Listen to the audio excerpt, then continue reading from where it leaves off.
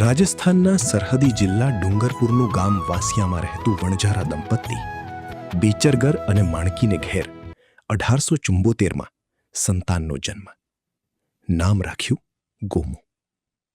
બાળક ગોમાને બાલ્યાવસ્થામાં જ માતા પિતા તરફથી ધાર્મિક સંસ્કારો મળ્યા. હવેથી આપણે રાજધર્મની વાતો કરીશું. બાળક ગોમો યુવાન થયો. ગોવિંદાના નામે ધર્મ સંપ કરવા લાગ્યો.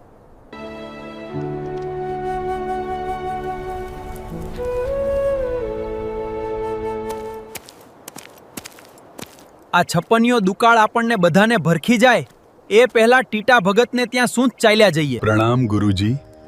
આજથી હું તમારી શરણમાં આવ્યો છું. સુખી થા ગોવિંદા. મારા ભીલ ભાઈઓ, નુગરામાંથી સુગરા બનો. તીર તલવાર બંદૂક છોડો. વીરવંતરી ભૂત પ્રેત બળવા ભોપાથી દૂર રહો.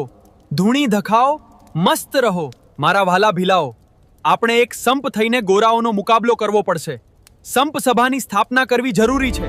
આપ સૌ સંપ સભાના સંગઠનને મજબૂત બનાવશો. વાલા મારા વેદીઓ, ભેદીઓને ભગાડો. પૂંજાધીરજી, તમે આજથી ભીલોના સરદાર, તમે જ મેત કોટવાળ. 1,80,000થી પણ વધારે આપણા શિષ્યો છે.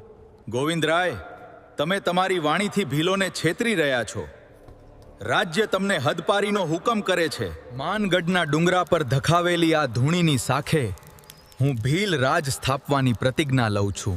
હિઝ હાઇનેસ ગોવિંદ ગુરુ આસપાસના ભીલોને આપની વિરુદ્ધ તથા અમારી વિરુદ્ધ ભડકાવી રહ્યો છે. તાજની સામે વિદ્રોહ કરવાની તૈયારી કરી રહ્યો છે. અંગ્રેજ ફોજે માનગઢ ટીકરીને ચારેય તરફથી ઘેરી લીધી છે. ગોળીબારનો આદેશ થાય છે. ગોળીબારમાં હજારો ભીલોની કતલેઆમ. ગોવિંદ ગુરુ પર રાજદ્રોહનો આરોપ સાબિત થયો છે. એને ફાંસીની સજા ફરમાવવામાં આવે છે. પરંતુ ભીલોના ગુરુ હોવાને કારણે ફાંસીને બદલે 10 વર્ષનો કારાવાસ આપવામાં આવે છે. જય રામજી ગોવિંદ ગુરુ. જય સ્વરાજ કલ્યાણરાયજી. ઊનના દોરા બનાવો છો બાથા? હા મહેતાજી, ફાંસી ટળી અને કારાવાસ મળ્યો. કાંઈક તો ભલું કરવું. ગોવિંદ ગુરુ, તમે જેલના કાયદા બરાબર પાળો છો? હો. ગોવિંદ ગુરુ જેલમાંથી છૂટ્યા બાદ દાહોદ અને ઝાલોદ વિસ્તારના ગામડાઓમાં ધૂણીઓની સ્થાપના કરી સુધારણાનું કાર્ય શરૂ કર્યું. સમાજ સુધારણાની ધૂણી થકાવી.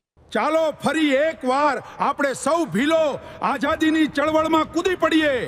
હરિ ઓમ. ઝાલોદ પાસેના ગોવિંદ ગુરુના કંબુઈ ધામમાં ગોવિંદ ગુરુની જિંદગીના અંતિમ દિવસો વીત્યા. હવે તો રાત દિવસ પ્રભુ સ્મરણ સિવાય કોઈ જ પ્રવૃત્તિ ન કરતા હોવા 30 ઓક્ટોબર 1931ના દિવસે માળા ફેરવતા ફેરવતા 57 વર્ષની ઉંમરે મૃત્યુ પામ્યા. એક ક્રાંતિકારીનો અંત. કંબોઈમાં આવેલી ગોવિંદ ગુરુની સમાધિ પર હજારો ભીલો અને એમના અનુયાયીઓ શ્રદ્ધાસુમન અર્પણ કરવા આવે છે.